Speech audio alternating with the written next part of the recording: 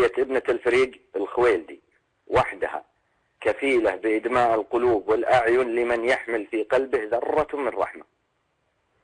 ثم أي ثورة يتحدث عنها ثوار الناتو وهم يضعون أيديهم بأيدي الصليبيين النجسة لكي يقتل أخوانهم بأوهن الذرائع.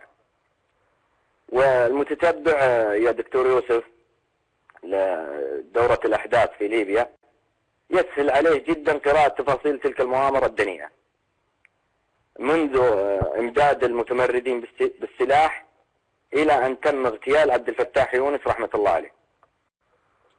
وبذكر عبد الفتاح أود أن أوجه سؤالا واحدا إلى قبيلة العبيدات العريقة إن سمحت لي يا دكتور يوسف. تفضل يا أخي، مفتوح الخط لك. ألم يئن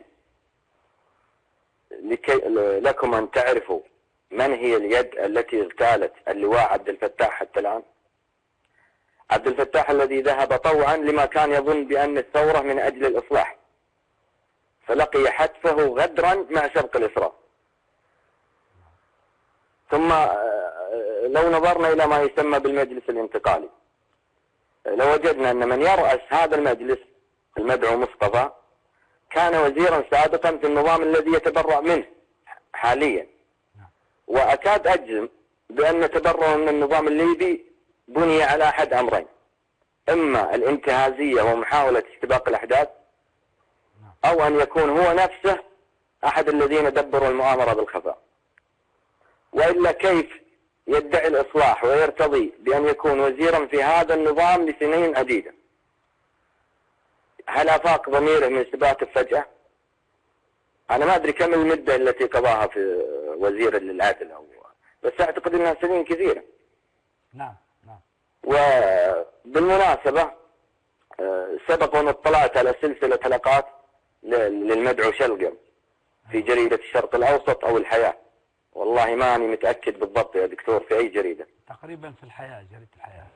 ولكن اللي أنا متأكد منه وجود تناقضات كبيرة، ومنها أنه قال حرفيا بأن معمر القذافي لا يعير المال أي اهتمام، وأنه بسيط جدا في تفاصيل حياته. فكيف يدعي هو وغيره بأن معمر القذافي له آلاف المليونات التي جمدت خارجه؟ يعني في تناقض كبير بين ما صرح به وبين هذا الكلام. هو حضرتك أنت تأدبا قلت تناقض، ولكن الكذب لو تذهب إلى هذه الحلقات وترى العجب العجاب. تفضل. أنا قلت تناقض لأني أنا أقسمت في البداية أني لست مع أحد ضد أحد. بارك الله فيك، نحن نحيي فيك هذا الروح.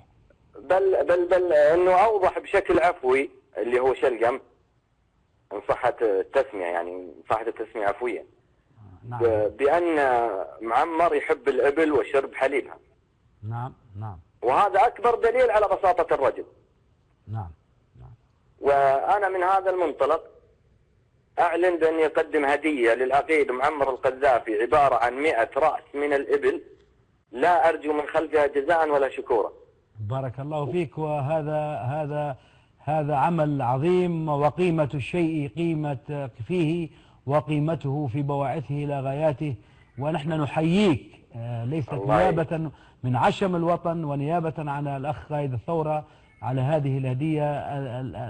نحن قيمتها أكبر مما نتصور، لأنها جاءت من مواطن عربي مسلم في هذه الظروف التي يعتدى فيها علينا، والذي تنصل حتى الأصدقاء والمقربين والذين صنعهم هذا النظام الليبي. وللأسف نحن نقول لك هؤلاء الذين خانوا، هناك ناس شرفاء في المنطقة العربية، وخاصة من قبيلة العتيبي، فهم نحن أنتم ناس بدو، والقائد من البادية ويعتزوا ببدويته وخيمته.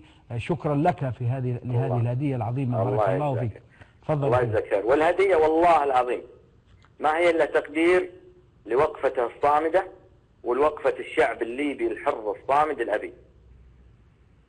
هذا اللي حبيت أقوله. يعني ختام، أنا أسأل الله العلي العظيم أن يحفظ بلادي المملكة العربية السعودية وخادم الحرمين الشريفين يا رب يا رب، الملك عبد الله بن عبد العزيز من كل سوء، وأن يحفظ ليبيا من كل مكروه، وأن يديم وحدتها، وأن يخزي الناتو وثواره. اللهم آمين. يا أمين آمين. وشنو توجه رسالة لأخوتك المسلمين والعرب في هذا اليوم المبارك في شهر رمضان؟ شنو الرسالة القصيرة توجهها؟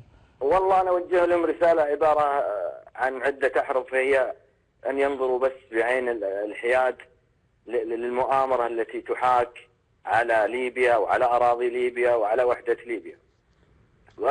وأرجو من جميع المسلمين أن يقفوا مع الشعب الليبي. بارك الله فيك يا أستاذ عناد العتيبي، وجزاك الله خيرا، وهديتك مقبولة، وهذا في ميزان حسناتك.